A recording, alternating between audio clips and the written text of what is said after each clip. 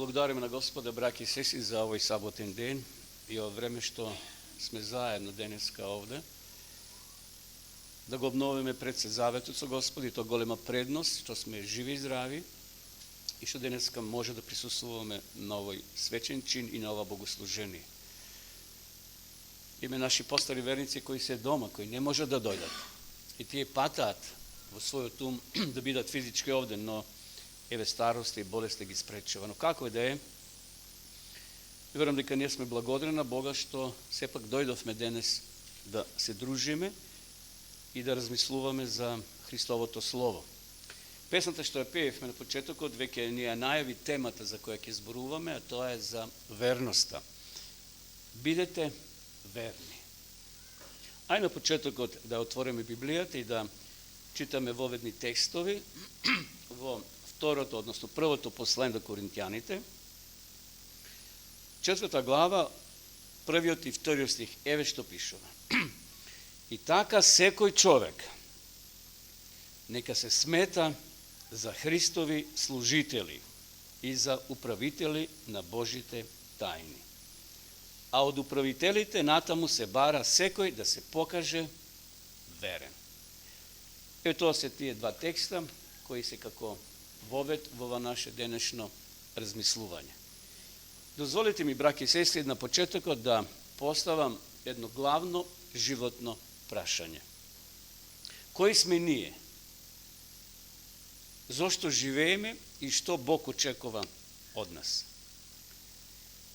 Ако мимо Библијата почнеме да бараме одговори, ни се нудат повеќе одговори на ова прашање. Кои сме ние? Зашто живееме и што се очекува од нас? Значи, ни се нудат различити одговори на овие прашања. Науката, знаете што кажува? Дека ние сме едноставно маса на протоплазма, која постои за кратко време. Денес сме тука, а утре не нема. Секуларното општество не представуваат како машини кои бараат задоволство, чии страсти морат да се задоволат. Значи, еве тие дават такав одговор на прашањето кои сме ние и зошто живееме.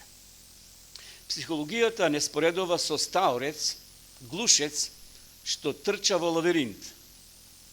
Во овој случај, животот е само одговор на она што ние го живееме, или стимуланси на надворешното обкружување. А филозофијата, знаете кој одговор дава на прашањето кои сме ние и зошто постоиме? Тие велат, односно филозофијата се обидува да ни даде причини зошто трчаме низ лавиринтот. Тие дават одговор зошто ние трчаме низ тој лавиринт. Историјата, од друга страна, се обидува да ни каже како досега сме трчале низ лавиринтот. И знаете, тие почнат од тие водоземци, гмизавци, излегли од водата и потоа, знаете, како селекција доаѓа и на крајот човеколики мајмун, па се исправува, па раце, па нозе и ете, човекот станал. Кои сме ние, браки и сестри? Кој е вистинскиот одговор? Зошто живееме и што Бог очекува од нас? Може да кажеме на почетокот дека некаде на нашето осамено патување меѓу две болници, тамо кај што сме се родиле и тамо кај што ќе умреме, кај што ќе заврши нашиот живот. Значи, некаде во ова наше осамено патување чувствуваме потреба за вистински одговори на овие основни животни прашања. Нашиот денешен текст што го читавме ни дава одговор, не знам дали сте приметиле, но подосна повторно ќе се навратиме. Значи, овие два текста ни дават одговор на нашето животно постоење. Едноставни одговори кои во различни форми и аспекти се повторува на страниците на целата Библија, во целата ова книга. Кои сме ние? Ајде уште еднаш да прочитаме. Први стих во 4 глава, прва книга до посланието на Коринтијаните. За луѓето да не сметаат како Христови слуги и управители, сведоци на Божите тајни. Овде има две зборчини или два клучна збора кои дават една ширина од аспект кои сме ние и зошто постоиме. Зборот слуга или управител izvršitelj. Doaѓа од грчкиот збор слуга, што значи хупе ретас. Не дулос, тој во друг контекст, исто дулос значи слуга, меѓутоа хупе ретас, што значи веслач. Знаете, чамец, и што има на чамецот? Човек кој весла. Замислете група на луѓе, браќа и сестри, во чамец, секој држи во својата рака, да кажеме, весло. Еве, држи весло. И тоа весло го подвижува. Значи, тамо на крај стои човек кој им дава наредба, им дава упатства на веслачите. Тоа е слика што ни нуди зборот слуга. Христос е капетанот на бродот. Тој таму стои и дава наредби, а ние сме веслачите на тој чамец. Ние ги држиме веслата. Ние сме веслачи, мажи и жени кои работиме под Христовата заповед и го одржуваме бродот на неговото царство да се движи напред. Потоа овде се спомнува зборот извршител или управител или пристав. Тој зборот ојкономос, што значи домашен слуга или куќен слуга. Ова лице во старата Грчка или Грција го одржувало домакинството. Значи тој човек кој не е дел од семејството роден, меѓутоа е дојден како помагач, како слуга, меѓутоа тој домакинството го одржува под надзор на собственикот на куќата. Куќниот слуга има голема моќ, има авторитет, има властување. Значи, не е тој роб, тамо робот спие во шталата. Слугата е дома, ги има клучевите, влегува, располага и со дел од средствата, зашто мора да набавува храна, купува, домакинот има 100% доверба во него. Но сите овие предности биле надгледувани од собственикот. Изборот пристав ни дава такво значење. Христос ја поседува куќата. Тој не става на чело на одредени делови во куќата, значи има доверба. Ни дава доверба, но Господ Исус е домакинот. Но ние се уште сме одговорни пред Него и мора да работиме под Негов надзор. Тоа сме ние, браќа и сестри, како христијани, мажи и жени, на кои Бог им ја доверил одговорноста, дури и средствата да го прават она што сме овластени да го правиме. Но сега постои едно друго прашање. Што Бог очекува од нас, како христијани? Како Негови слуги, како судски извршители? Одговорот го наоѓаме во вториот стих. Ајде уште еднаш да отворим Библијата и да видиме што вели вториот стих. А од управителите натаму се бара секој да се покаже, што пишува овде? Верен. Секој да се покаже верен. Тоа е она што го бара од нас Бог, браќи и сестри. Како Негови слуги, како Негови управители. Тој бара од нас да бидеме верни. Колку интересни мисли и улеснување наоѓаме во овие текстови. Ние денеска живееме во еден свет кој е обседнат со успех. Почнавме да го обожаваме успехот колку многу голем. Успехот да го постигнеш и ние тоа го обожаваме. И сите се стремиме да имаме некој голем успех во животот. Ако не си горе на врвот, ништо не си постигнал. Има родители кои децата ги воспитуваат, мораш да бидеш на врвот. Знам, во Ниш имаше еден доктор кој своите деца ги потикнуваше да бидат доктори. А тие едниот заврши и сега не работи како доктор. Имаше афинитет кон техниката, кон електроника. Меѓутоа, бидејќи тие беа како фамилија доктори и сака и синовите да бидат по тој правец животен додат. Значи, ако не си на врвот, ако не сме први во се убедуваме дека воопшто не сме достојни. Но, браќа и сестри, Библијата не бара од нас да бидеме успешни. Тој само бара да бидеме верни. Бог од нас не бара да бидеме богати. Зарем тоа не е улеснување? Тој само бара од нас, како овде што читавме, да бидеме верни. Благодарение на моќта што се крие во парите, дојдовме до уверување едноставно во животот во наше време. Денеска луѓе акумулираат пари. Немој да ме сватите погрешно дека сум против парите. Меѓутоа во овој контекст, кога Бог бара од нас да бидеме верни. Некој тоа му е само главна преокупација, например, во животот. Толку сме паднале во тоа идолопоклонство на парите, што кога немаме толку пари, може би, како другите се чувствуваме помалку вредни од тие луѓе. Но Библијата ни дава овде одговор и улеснување. Не мора да бидеш богат. Доволно е да бидеш, вели Библијата, Бог вели да бидеш верен. Тој само сака да бидеме верни. Бог од нас не бара да бидеме талентирани. Колку понекогаш, бидете искрени, може би во подсвеста, длабоко во срцето, завидуваме на надпросечните надарени луѓе кои се способни речиси за се. Знаат да пеат, знаат да свират, знаат да зборуват, знаат да организират, предават, може да водат групи. Тие се јасни и оригинални. А никога тоа го гледаме од страна, се чувствуваме потиштени и велиме, па јас немам дар. Јас не можам ништо да му дадам на Господа. Колку пати во друштвото на тие повеќе надарени луѓе, во тоа друштво ние се повлекуваме во себе велејки, па немам ништо што можем да направам за Бога. Браќи и сестри, Библијата тоа не го бара од нас, да бидеме надарени со кој зна колку дарови, да бидеме талентирани. Тој само бара од нас да бидеме верни. Колку е тоа охрабрително за нас. Овој текст, 1 Коринтјаните 4:2, еден од најдобрите библиски стихови во кои имаме охрабрување, бидејќи Бог не подсетува она што тој го бара од нас, да бидеме верни. Од управителот се бара само да се најде верен. Колку прекрасни вести, браќи и сестри. А и сега друго прашање. Што значи да се биде верен? Ајде да разгледаме неколку аспекти во времето кое сега е пред нас. Број 1. Биди она што си. Да се биде верен, значи да се биде тоа што си. Немо јас или ти или некој друг да го имитира третиот или петиот. Ке се умориме. Бог вели, биди она што си.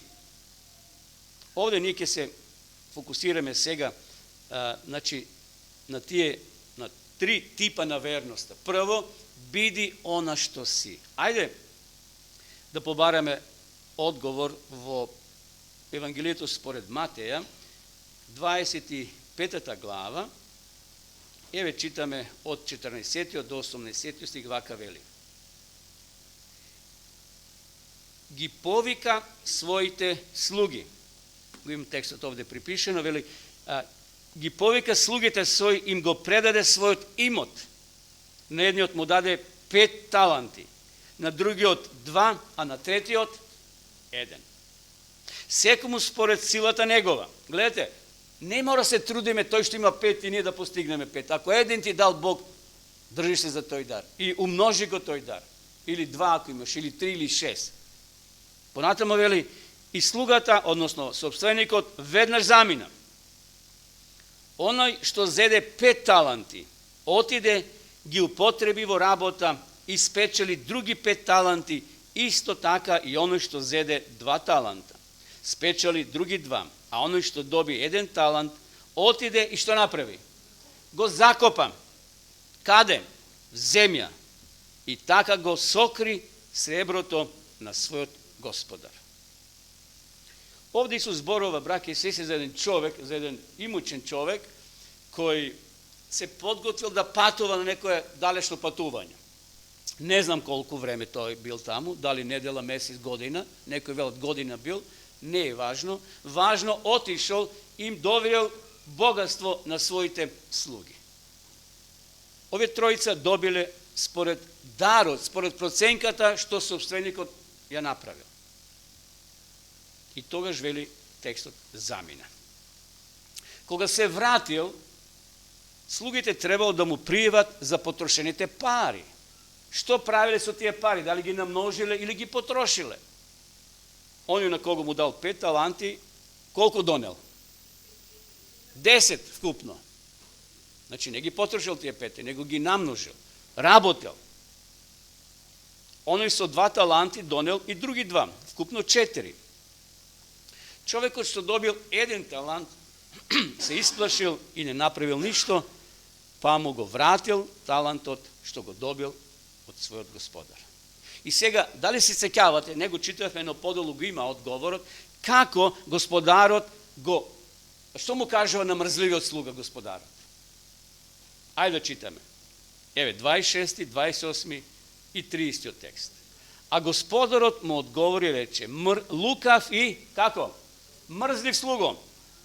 Ти знаеш дека жнеам каде што не сум посеал и собирам каде што не сум всел, зато требаше моето сребро да го дадеш на трговците, па јас кога ќе дојдам, ќе си го приберам своето со добивка. Земете го од него талантот, вели текстот, понатаму, и дајте му го на оној што има 10 таланти, зашто секому што има ќе му се даде и преумножи, а од оној што нема ќе му се одземе и она што го има. А лошиот слуга фрлете го во крајна темнина. Таму ќе биде плач и крцкање со заби. Откако го рече тоа, извика, кој има уши, нека слуша, нека чуе. И сега, дали се сеќавате на одговорот на домакинот, на собственикот, на овие двајцата, позитивните? Со кој благослов ги благословува собственикот? Така е, добар слуго, добар и верен. Ти ми беше верен во малку, ќе те поставам над многумина, влези во радоста на својот господар. Дали приметувате подолу во текстот, дека истиот одговор собственикот ги дава на двајцата? Истиот одговор, истиот благослов. Слугата што донел 5, односно 10 таланти и на оној што донел 4. Исус им дава исти пофални зборови. И затоа, браќа и сестри, каква е таа привилегија кај Бога? Ти може да имаш 10 таланти, Бог ќе ти каже истото и за оној што донел 2. Нема разлика во благословот.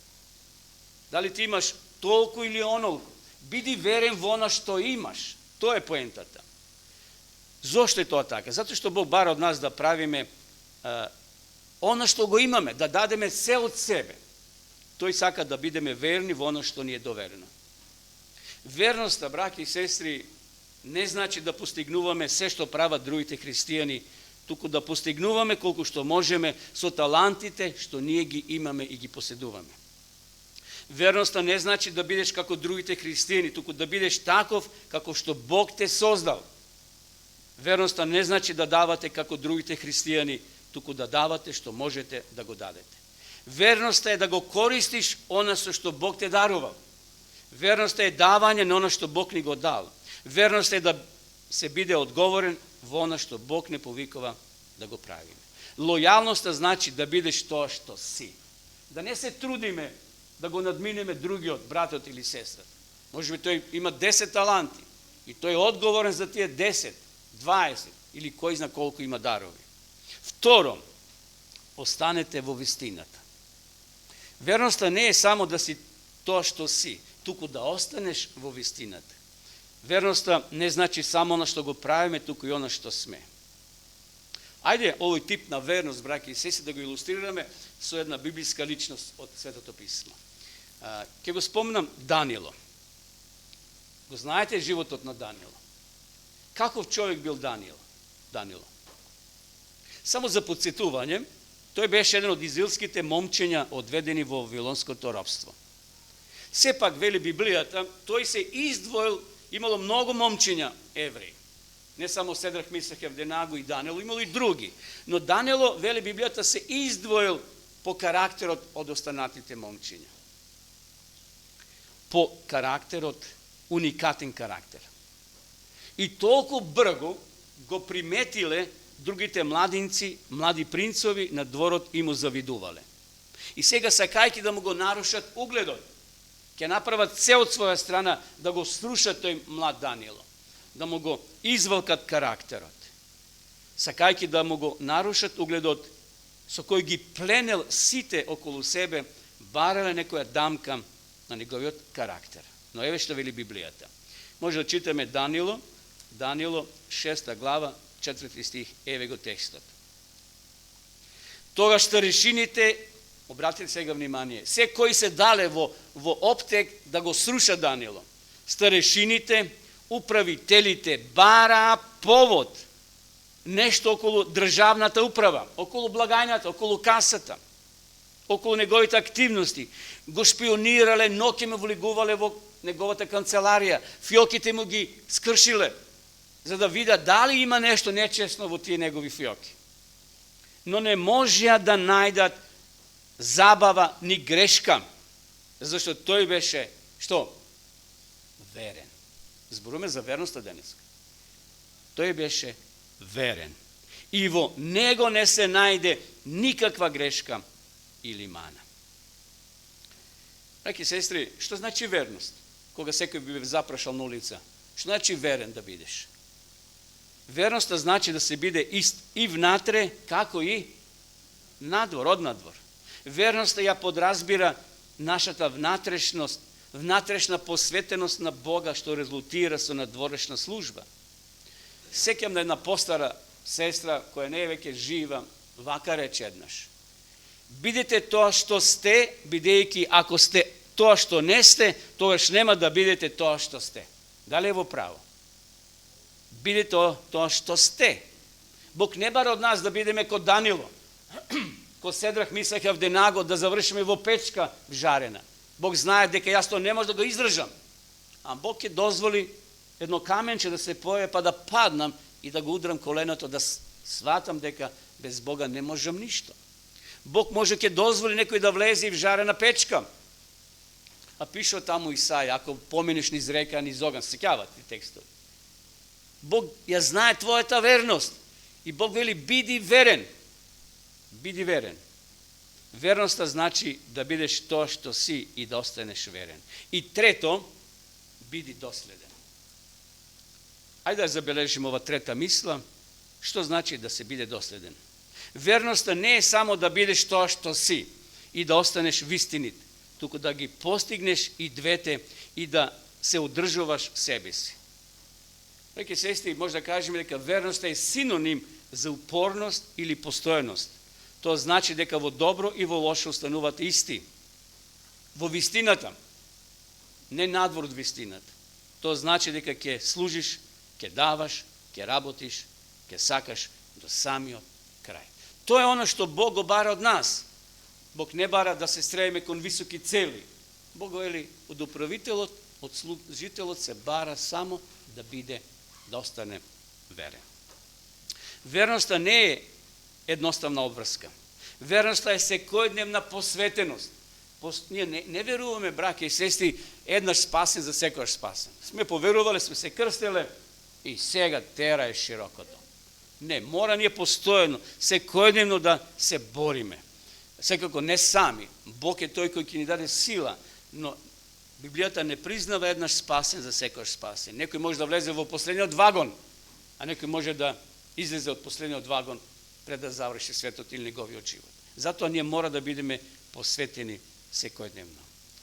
И еве при крај на ова кратко размислување сакам да завршам со еден вистински пример.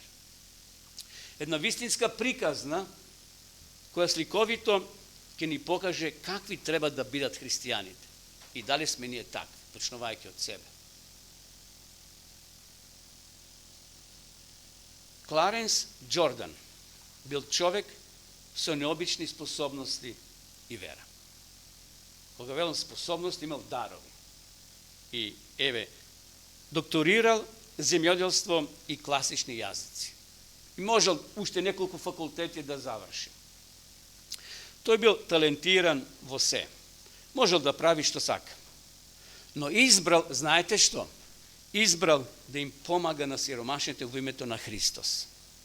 Во 1940 година основал фарма во Америка, во Џорџија. Ја нарекол фарма на колонии. Сушност тоа била заедница на сиромашни луѓе од сите раси, каде што можеле да работат и да живеат.